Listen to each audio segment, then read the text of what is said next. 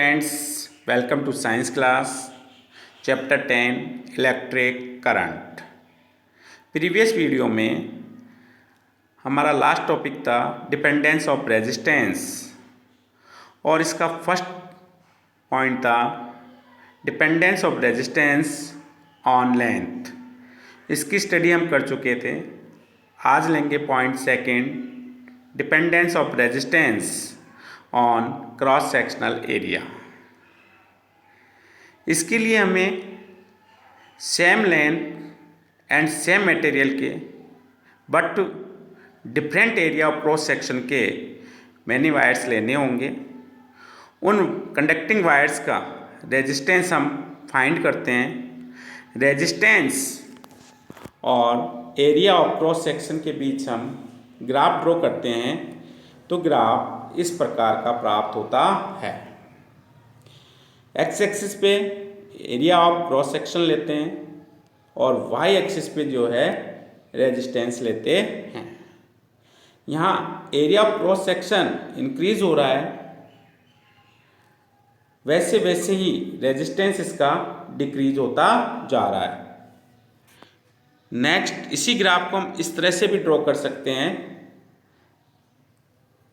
यहाँ हमने area of cross section को 1 upon area of cross section के फॉर्म में लिखा है, या कह सकते हैं यहाँ एक्स एक्सिस पे area of cross section decrease हो रहा है, तो वाई एक्सिस पे देखो हमने रेजिस्टेंस को इंक्रीज होते हुए दिखाया है। इस ग्राफ के अकॉर्डिंग जो है रेजिस्टेंस जो है वो इन्वर्सली प्रोपोर्शनल होता है एरिया ऑफ क्रॉस सेक्शन के। तो ये दोनों ग्राफ 2018 के एग्ज़ाम में ये ग्राफ पूछा गया था, तो आज अपन इसको एक्सप्लेन करते हैं। The conductor of same length and material but different area of cross section are taken and reciprocal of draw the graph between resistance and area of cross section is obtained a straight line, or as we increase the thickness of wire then the resistance of conductor is decreased. Resistance is inversely proportional to the resistance जो होता है वो inversely proportional to the cross sectional area of the conductor होता है। In other words, resistance inversely proportional to area of cross section। इसका अर्थ है कि area of cross section को इंक्रीज करेंगे तो यहाँ रेजिस्टेंस डिक्रीज होगा, एरिया ऑफ क्रॉस सेक्शन को डिक्रीज करेंगे तो इसका रेजिस्टेंस जो है इंक्रीज होगा। अपोजिट होता है। जैसे ये कोई कंडक्टिंग वायर है, ये इसकी लेंथ है L, ये इसका क्रॉस सेक्शन एरिया A। यदि क्रॉस सेक्शन एरिया इंक्रीज होगा तो इसका रेजिस्टेंस क्या होगा? डिक्रीज होगा। जैसे क्रॉस सेक्शन एरिया को डबल कर दिया हमने तो इसका रेजिस्टेंस हाफ होगा। इसके लिए हम एक फॉर्मूला यहाँ यूज कर सकते हैं, R1/R2 = A2/A1। जैसे मैंने अभी कहा, फॉर एग्जाम्पल मैंने कहा रेजिस्टेंस हाफ होगा कब? जब क्रॉस सेक्शनल एरिया को डबल कर देंगे। तो यहाँ क्रॉस सेक्शनल एरिया A1 ले लिया हमने 1 मीटर स्क्वायर, इसको हमने डबल कर दिया यानी कि A2 हो गया 1 का डबल 2m² यानी मीटर स्क्वायर। फर्स्ट का रेजिस्टेंस था R1 मान लो 2 ओम, देन R2 हमें यहाँ फाइंड करना है। फॉर्मूले का यूज करेंगे। फॉर्मूला है हमारा R1/R2 = A2/A1। तो R1 है 2/R2 रख दिया हमने ऐसे कैसे, इक्वस टू क्या हो जाएगा? A2 2/A1 कितना है? 1। क्रॉस मल्टीप्लाई करेंगे तो 2R2 इक्वस टू हो गया 2, R2 equals to 2R2 equals to 2 था, तो R2 इक्वस टू क्या हो गया 2/2 equals to 1, R2 equals to 1 ohm. तो हमने इस न्यूमेरिकल में देखा कि एरिया ऑफ क्रॉस सेक्शन को डबल करने पर उस कंडक्टिंग वायर का रेजिस्टेंस जो है वो हाफ हो जाता है। और एक एग्जांपल लेते हैं हम, 2 कंडक्टिंग वायर लेते हैं जिनकी लेंथ एंड मटेरियल सेम है, बट वन थिक है और सेकंड वाला थिन है। जो थिक वायर होगा उसका एरिया ऑफ क्रॉस सेक्शन ज़्यादा होगा और जो थिन वायर है उसका एरिया ऑफ क्रॉस सेक्शन कम होगा। तो हम कह सकते हैं this shows that a thicker wire has less resistance than a thinner wire of same length and same material. Text book में short answer type question number 20 हम यहाँ लेते हैं। क्वेश्चन में बोल रहा हूँ 2 resistance wires are made of same material, their length are same and the ratio of their cross sectional area is 2:11. What would be the ratio of their resistances? इस question में हमें A1 और A2 का ratio दिया हुआ है 2:11। अब हमसे इन कंडक्टिंग वायर के रेजिस्टेंस का रेशो हमसे फाइंड करवा रहा है। तो हम यहाँ इस फॉर्मूले का यूज करेंगे, फॉर्मूला लिखेंगे R1 इक्वस टू R2। अब A2 कितना है 11 अपॉन A1 कितना है 2, तो R1 रेशो R2 हो गया 11:2, ये इसका आंसर होगा। नेक्स्ट हमने dependence of resistance on length में पढ़ा था R directly proportional to L, और dependence of resistance on cross section area में हमने पढ़ा R inversely proportional to cross sectional area. इन दोनों इक्वेशन से हम कह सकते हैं R directly proportional to L/A। यहाँ ये प्रोपोर्शनल का साइन हटाते हैं तो एक इक्वल का साइन आता है और एक कांस्टेंट आता है K। K is a constant which is called specific resistance of a conducting body or resistivity. Unit of resistivity जो है ओम मीटर होती है। नेक्स्ट है रेजिस्टिविटी और specific resistance. Consider a conducting wire of length and area of cross section are unity. K equal to होता है RA/L। यहाँ K क्या है, K जो है स्पेसिफिक रेजिस्टेंस है और K जो है वो RA/L के इक्वल होता है। Let L 1 metre, A equal to 1 metre square, so K equal to R into 1/1, या कह सकते हैं R यूनिट होगी ohm into 1 cross sectional area है तो यूनिट होगी इसकी metre square upon 1 metre. Metre से मीटर कैंसिल हो जाएगा, एक क्या बचा R ओम मीटर। यानी कि यहाँ स्पेसिफिक रेजिस्टेंस जो होगा वो उस कंडक्टिंग वायर के रेजिस्टेंस के इक्वल ही होगा।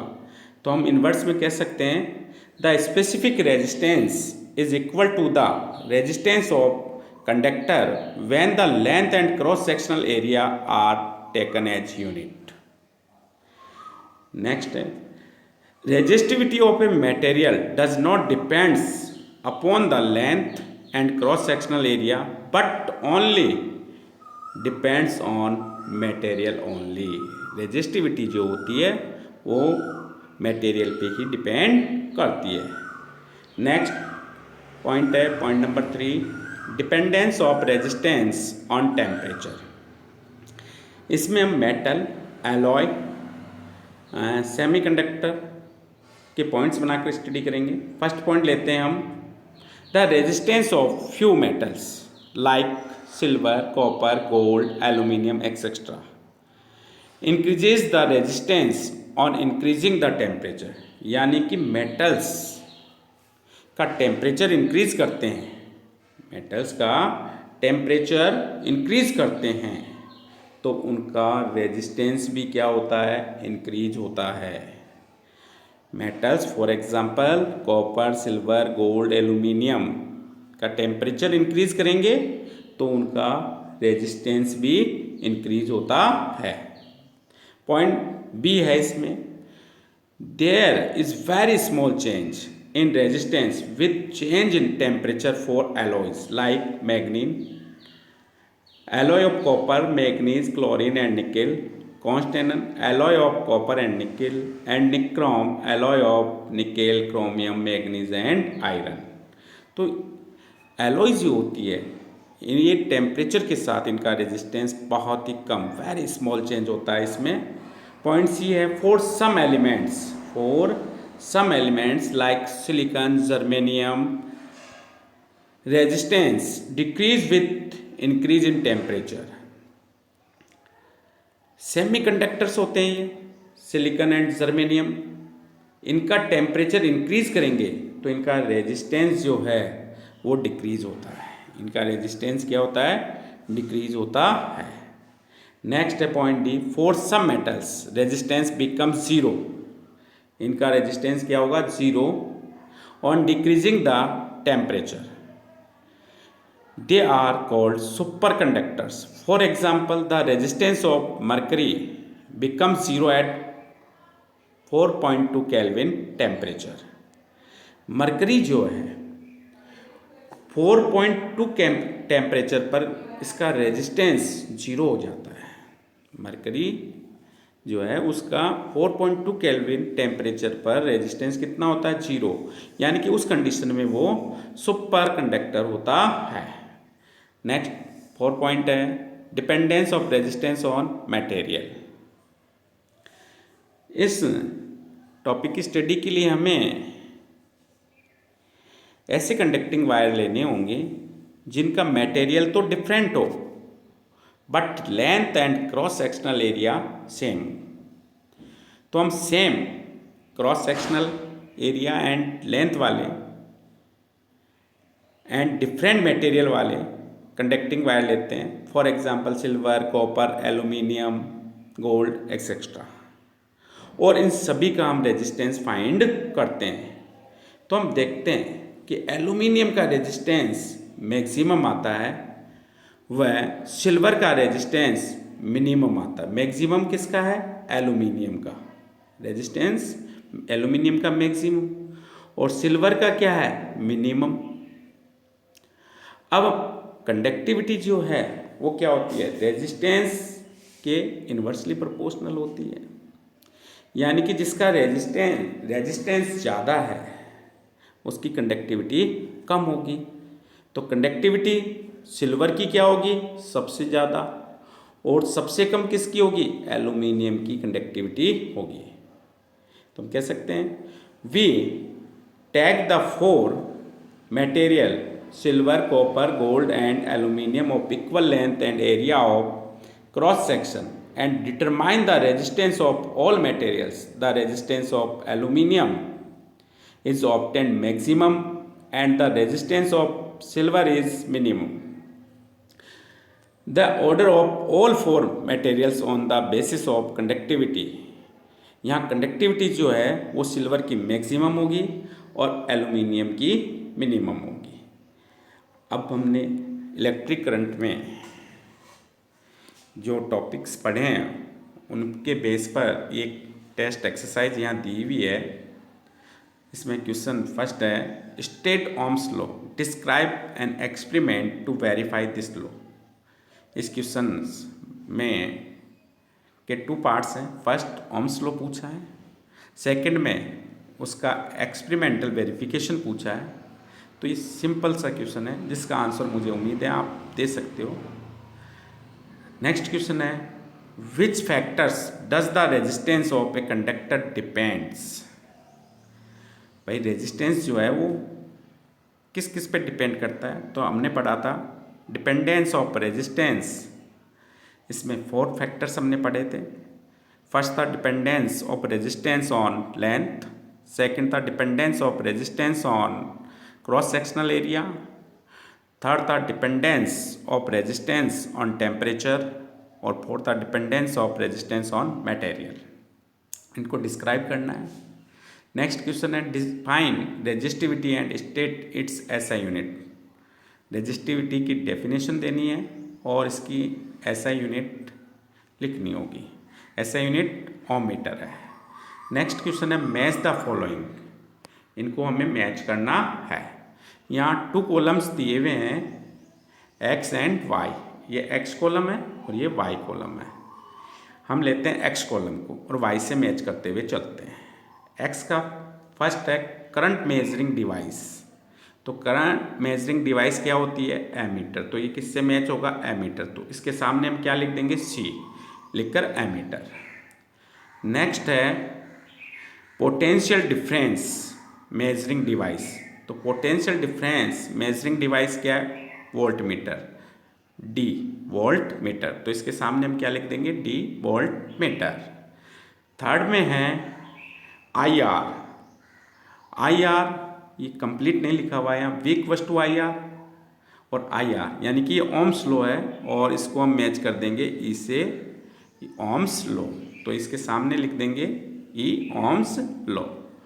फोर्थ है आई स्क्वायर आर टी।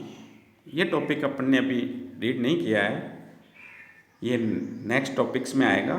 तो आंसर मैं इसका बता देता हूँ। I square R T joule heating effect है ये। तो इसके सामने एक के साथ जूल सिटिंग इफेक्ट लिखेंगे। फिफ्थ है ओम मीटर।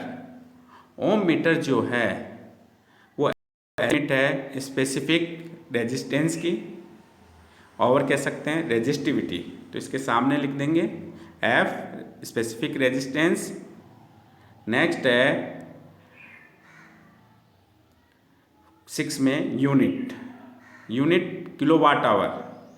ये जो है ये बी से मैच होगा और बी है commercial unit of electric energy, यानी यूनिट और किलोवाट आवर कॉमर्शियल यूनिट है of electric current. Next question है what is 1 ohm resistance. 1 ohm resistance की हमें यहाँ डेफिनेशन देनी है और इसके लिए हमें रेजिस्टेंस के फॉर्मूले का यूज करते हुए इन्वर्स में डेफिनेशन देनी है, R equals to V upon I के द्वारा। नेक्स्ट क्वेश्चन है what is the effect of increase in temperature in the resistance of semiconductor. तो देखो यहाँ सेमीकंडक्टर का क्या किया जा रहा है, यहाँ टेम्परेचर इंक्रीज किया जा रहा है, तो यहाँ रेजिस्टेंस क्या होगा? डिक्रीज। रेजिस्टेंस क्या होगा? डिक्रीज। तो यहाँ आंसर हो जाएगा सेमीकंडक्टर का रेजिस्टेंस क्या होगा? डिक्रीज।